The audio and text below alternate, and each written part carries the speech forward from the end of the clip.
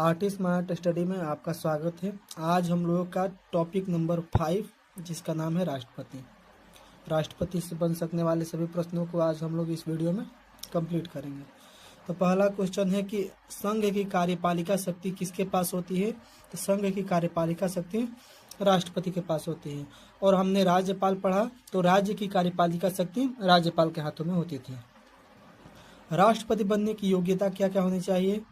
तो राष्ट्रपति बनने की योग्यता होनी चाहिए कि भारत का नागरिक हो और उसकी उम्र 35 वर्ष हो और वह लोकसभा चुने जाने योग्य है। लोकसभा सदस्य चुने जाने योग्य हो और कोई भी लाभ के पद पर न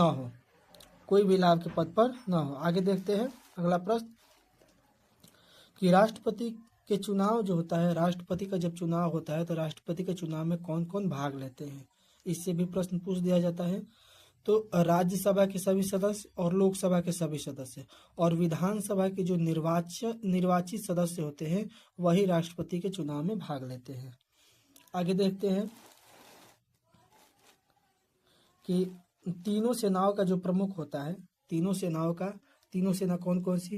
तो थल सेना जिसे हम आर्मी बोलते हैं, जल सेना जिसे हम नेवी बोलते हैं, और एक होता है वायुसेना जिसे हम लोग एयरफोर्स बोलते हैं। तो ये तीनों का कमांडर यानी कि तीनों का प्रमुख कौन होता है? तो राष्ट्रपति होता है। राष्ट्रपति का कार्यकाल कितना होता है? तो 5 वर्ष होता है। और राष्ट्रपति अपना त्यागपत्र किसे देते हैं? तो उपराष्ट्रपति को। उपराष्ट्रपति जब हम पढ़ेंगे तो हमें पता है कि अब आप लोग कमेंट करिएगा कि अभी उपराष्ट्रपति कौन है, जो कि एक हिंट दे रहा हूं कि जो हमारे भारत के जो प्रथम उपराष्ट्रपति थे उनसे संबंधित कुछ नाम है। तो आप लोग कमेंट करिएगा अगर आपको पता होगा, नहीं तो उपराष्ट्रपति का जो वीडियो बनेगा उसमें आप लोगों को बता दिया जाएगा कि अभी वर्तमान में उपराष्ट्रपति कौन है।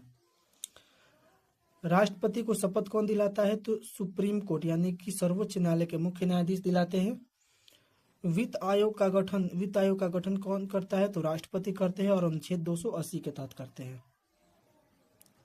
राष्ट्रपति निर्वाचन हेतु आवश्यक है, यानी कि राष्ट्रपति का जब निर्वाचन होता है तो उसमें राष्ट्रपति को 50 अनुमोदक और 50 प्रस्तावक होना जरूरी होता है।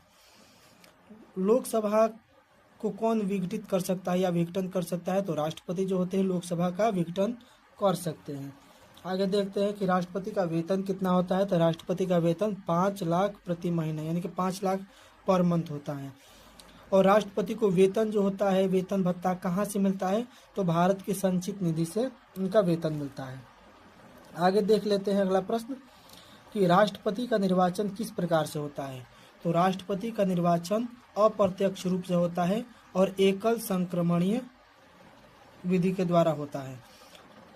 अगला देखते हैं कि राष्ट्रपति राज्यसभा में कितने सदस्य मनोनीत करते हैं? तो 12 सदस्य मनोनीत करते हैं, जो कि साहित्य, विज्ञान, कला, समाज सेवा आदि क्षेत्रों से होते हैं। आगे देखते हैं अगला प्रश्न। तो आगे देखते हैं कि राष्ट्रपति जो होते हैं नियुक्ति करते हैं, यानी कि राष्ट्रपति किन किन की नियुक्ति करते हैं, इससे एक प्रश्न हर एक एग्जाम में पूछा जाता है। अगर हम चाहते तो इसका एक अलग से टॉपिक बना देते, लेकिन हमने सोचा कि राष्ट्रपति में अगर राष्ट्रपति उठाए हैं तो राष्ट्रपति से एक भी बाहर क्वेश्चन नहीं जाए। तो राष्ट्रपति नियुक्ति किसको नियुक्त करते हैं? तो ध्यान दीजिएगा, राज्यपाल की नियुक्ति कौन करते हैं? तो राष्ट्रपति ही करते हैं। उच्च न्यायालय के न्यायाधीश और उच्चतम न्यायालय यानी कि हाई कोर्ट के न्यायाधीश हो या सुप्रीम कोर्ट के न्यायाधीश हो, इन दोनों न्यायाधीशों की नियुक्ति राष्ट्रपति करते हैं। प्रधानमंत्री की भी नियुक्ति राष्ट्रपति करते हैं। नियंत्रक एवं महालेखा परीक्षक जिसको हम लोग कैग बोलते हैं, ठीक, इसकी भी नियुक्ति राष्ट्रपति ही करते हैं। मुख्य चुनाव आयुक्त राष्ट्रपति करते हैं। यूपीएससी के अध्यक्ष एवं सदस्य की भी नियुक्ति कौन करते हैं? राष्ट्रपति ही करते हैं। और भारत के जो राजदूत होते हैं अन्य देशों में भारत के राजदूत के रूप में जाते हैं, उनकी भी नियुक्ति कौन करते हैं? तो राष्ट्रपति ही करते हैं। और अखिल भारतीय सेवाओं के अधिकारी की नियुक्ति भी कौन करते हैं? राष्ट्रपति ही करते हैं। और राज्यसभा में हमने पहले बताया कि राज्यसभा में राष्ट्रपति 12 सदस्यों को भी मनोनीत करते हैं, जो कि साहित्य, कला, विज्ञान आदि क्षेत्रों से होते हैं। आगे देखते हैं कि भारत के प्रथम, अगर पूछा जाएगा कि भारत के प्रथम राष्ट्रपति, तो सबको पता होगा कि राजेंद्र प्रसाद हैं। और भारत में प्रथम महिला राष्ट्रपति कौन बनी थी, तो प्रतिभा देवी पाटिल। और वर्तमान में राष्ट्रपति कौन है, द्रौपदी मुर्मू है। और बता दे रहे हैं कि भारत में जो उपराष्ट्रपति अभी वर्तमान में बने हैं, तो उपराष्ट्रपति बने हैं सीपी राधाकृष्णन, सीपी राधाकृष्णन अभी वर्तमान में बने हैं। तो आप लोग ध्यान में रखिएगा, करंट का प्रश्न है, एग्जाम में जरूर पूछा जाएगा। आगे देखते हैं कि राष्ट्रपति चुनाव संबंधी कुछ भी विवाद होता है, कि राष्ट्रपति के चुनाव में कोई भी विवाद हो तो उसका निपटारा कौन करता है, तो उच्चतम न्यायालय करता है। उच्चतम न्यायालय यानी कि सुप्रीम कोर्ट करता है। ठीक, ध्यान रखिएगा। आगे देखते हैं अगला प्रश्न कि राष्ट्रपति का निर्वाचन जो होता है, राष्ट्रपति का निर्वाचन किस पद्धति के द्वारा होता है, तो एकल संक्रमणीय अनुपातिक पद्धति द्वारा होता है। ध्यान रखिएगा। आगे देखते हैं अगला प्रश्न, राष्ट्रपति का पद कहाँ से लिया गया है, तो राष्ट्रपति का पद ब्रिटेन से लिया गया है। और राष्ट्रपति लोकसभा में कितने सदस्य मनोनीत करते हैं, तो राष्ट्रपति है नहीं, करते थे हो जाएगा, क्योंकि राष्ट्रपति पहले मनोनीत करते थे, अब उसे हटा दिया गया। यानी कि सबसे पहले राष्ट्रपति लोकसभा में 2 एंग्लो इंडियन को मनोनीत करते थे, जो कि 104 संविधान संशोधन 2020 के तहत एंग्लो इंडियन को भी समाप्त कर दिया गया है। यानी कि अब राष्ट्रपति लोकसभा में 2 एंग्लो इंडियन की नियुक्ति नहीं करते हैं, लेकिन राज्यसभा में 12 सदस्य अभी भी मनोनीत करते हैं। तो ये ध्यान में रखिएगा आप लोग। आगे देख लेते हैं कि राष्ट्रपति की आपातकालीन शक्तियाँ, यानी कि राष्ट्रपति के पास आपातकालीन कुछ शक्तियाँ होती हैं, और ये 3 प्रकार की शक्तियाँ होती हैं। एक होता है भारत में 3 प्रकार के राष्ट्रपति, तो देखते हैं। पहला राष्ट्रीय आपात जो कि अनुच्छेद 352 के तहत लगाया जाता है। एक राष्ट्रपति शासन जो कि अनुच्छेद 356 के तहत लगाया जाता है। और एक वित्तीय आपात जो कि अनुच्छेद 360 के तहत लगाया जाता है। ध्यान रखिएगा, जो अनुच्छेद 352 राष्ट्रीय आपात है वो 3 बार भारत में लगा है। कब 1962 भारत चीन के समय, भारत चीन युद्ध में, और 1961 जब बांग्लादेश संकट में था। तो बांग्लादेश, एक प्रश्न ये भी पूछा जाता है कि 1971 में बांग्लादेश आज़ाद होता है, तो पूछा जाएगा कि बांग्लादेश कब आज़ाद हुआ था, तो 1971 में। और एक 1975 में राष्ट्रीय आपात लगाया गया था, जो कि आंतरिक अशांति पर कौन लगाया था, इंदिरा गांधी लगाई थी। और ये राष्ट्रीय आपात क्यों लगाया जाता है, विदेशी आक्रमण हो या सशस्त्र विद्रोह हो, तभी ये राष्ट्रीय आपात लगाया जाता है। ध्यान रखिएगा, राष्ट्रीय आपात किस अनुच्छेद के तहत लगाया जाता है, अनुच्छेद 352। और इसी में 4 जोड़ दीजिएगा तो अनुच्छेद 356 हो जाएगा। तो इसको याद कर लीजिएगा कि 352 में 4 जोड़ेंगे तो राष्ट्रपति शासन लग जाएगा। तो राष्ट्रपति शासन किस अनुच्छेद के तहत लगता है, तो अनुच्छेद 356 के तहत। उसके बाद वित्तीय आपात, तो वित्तीय आपात अनुच्छेद 360 के तहत लगता है, तो अनुच्छेद 360। और ये प्रश्न पूछा जाता है कि कौन सा आपात एक बार भी नहीं लगा है, तो वित्तीय आपात भारत में एक बार भी नहीं लगा है। तो देखते हैं अगला प्रश्न। तो देखते हैं कि राष्ट्रपति से संबंधित जो भी अनुच्छेद है उसको हम लोग कंप्लीट करते हैं और ठीक से याद करेंगे। एक बार पढ़ लेते हैं कि कौन कौन से अनुच्छेद है। तो अनुच्छेद 352 जो कि राष्ट्रपति के पद के बारे में बताया गया है। अनुच्छेद 53 कार्यपालिका का प्रधान है, राष्ट्रपति कार्यपालिका का प्रधान रहेंगे, ये बताया गया अनुच्छेद 53 में। अनुच्छेद 54 में राष्ट्रपति का निर्वाचन की बात कही गई है। अनुच्छेद 55 में कोटा की बात कही गई है। आगे देखते हैं, अनुच्छेद जो 56 है उसमें राष्ट्रपति के कार्यकाल की बात कही गई है। अनुच्छेद 57 में दोबारा निर्वाचन, यानी कि राष्ट्रपति दोबारा भी निर्वाचन हो सकते हैं, इसकी बात कही गई है कि एक आदमी दोबारा भी राष्ट्रपति बन सकता है। अनुच्छेद 58 में बताया गया है कि योग्यता, क्या क्या योग्यता होनी चाहिए राष्ट्रपति बनने के लिए। उसके बाद दशाएं या शर्तें बताया गया अनुच्छेद 59 में। अनुच्छेद 60 में बताया गया उनके शपथ के बारे में कि कौन शपथ दिलाएगा। अनुच्छेद 61 में बताया गया है कि महाभियोग, अनुच्छेद 61 में क्या बताया गया है, महाभियोग की, राष्ट्रपति पर महाभियोग लगाने की प्रक्रिया को बताया गया है। और याद रखिएगा कि अभी तक भारत में एक भी राष्ट्रपति पर महाभियोग नहीं लगा है। अनुच्छेद 72 का बताया गया है।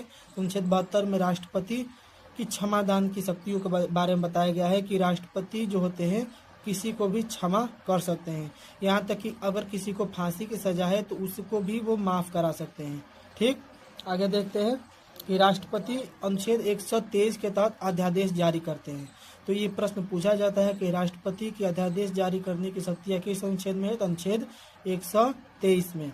और अनुच्छेद 143 में बताया गया है कि उच्चतम न्यायालय से परामर्श, यानी कि राष्ट्रपति उच्चतम न्यायालय से तो परामर्श ले सकते हैं लेकिन मानने के लिए बाध्य नहीं है कि वो उनकी बातों को माने हैं, बस परामर्श ले सकते हैं।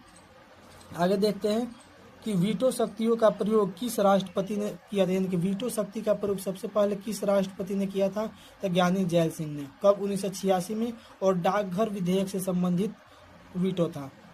देख लेते हैं एक बार, कोशिश करते हैं कि ट्रिक से याद हो जाएगा तो याद कर लेते हैं। याद करिएगा कि एक ट्रिक है पकानी कोका दुयो दशम पकानी कोका दुयो दशम। अगर इस ट्रिक से एक भी दो क्वेश्चन अगर आपको याद होता है तो हमारे लिए बहुत बड़ी बात होगी। तो देखते हैं, यहाँ पर लिखते हैं प यानी कि प से पद के बारे में, प से यानी कि अनुच्छेद 52 से याद रखिएगा, 52 से लेके 61 तक, 52 से 61 तक इस ट्रिक से याद हो जाएगा, 52 से 61 तक। तब प से राष्ट्रपति के पद के बारे में हो जाएगी, का से कार्य की बात हो जाएगी कि कार्यपालिका के प्रधान होते हैं। उसके बाद नी से हो जाएगा कि निर्वाचन की बात हो जाएगी, ध्यान रखिएगा, नी से निर्वाचन। को से हो जाएगा कोटा की बात, और का से हो जाएगा कार्यकाल की बात। तो ध्यान रखिएगा, पकानी कोका दुयो दशम। तो का से हो जाएगा कार्यकाल। उसके बाद हो जाता है दू से यानी कि दोबारा निर्वाचन की बात कही गई। यो मतलब योग्यता की बात कही गई। द यानी कि दशाई की बात कही गई। थोड़ा गला खराब हो गया है दोस्तों, तो इसलिए आप लोग कॉम्प्रोमाइज करिएगा। तो स का मतलब अनुच्छेद 60 में बताया गया है शपथ के बारे में बताया गया है।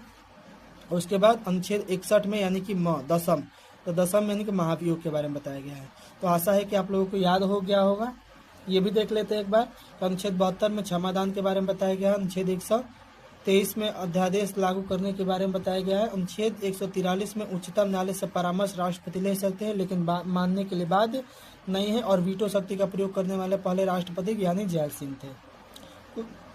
तो यहीं पर हमारा वीडियो समाप्त होता है। कुछ लोग बोल रहे थे कि आपका वीडियो बहुत ही छोटा आ रहा है, तो हम बता दे रहे हैं कि जब एग्ज़ाम के टाइम आएगा, जब एग्ज़ाम नज़दीक आएगा, तो यही वीडियो आपके लिए लाभदायक साबित होगा, क्योंकि एक घंटे के वीडियो देखने के लिए आपके पास समय नहीं रहेगा। और 10 मिनट 12 मिनट 13 मिनट का वीडियो आप लोग देख सकते हैं, जल्दी 2x पर भी करके देख सकते हैं। तो इसीलिए बोलना चाहते हैं कि एक घंटा पढ़ाने से, एक घंटा पढ़ाएगा कोई, लेकिन यही कंटेंट पढ़ाएगा। और हम बोल देते हैं कि इससे बाहर राष्ट्रपति से संबंधित कोई भी प्रश्न नहीं पूछे जाएगा। तो ठीक है दोस्तों, जय हिंद, धन्यवाद।